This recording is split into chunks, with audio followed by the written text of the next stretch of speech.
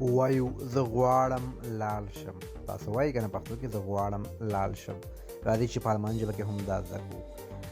تاسو به لغت ته ګورئ ورب کوم یو ورب راځي دوستانو. مهمه نکتې دي پکې دلته. Ich will خالی ځای ich will geh ich will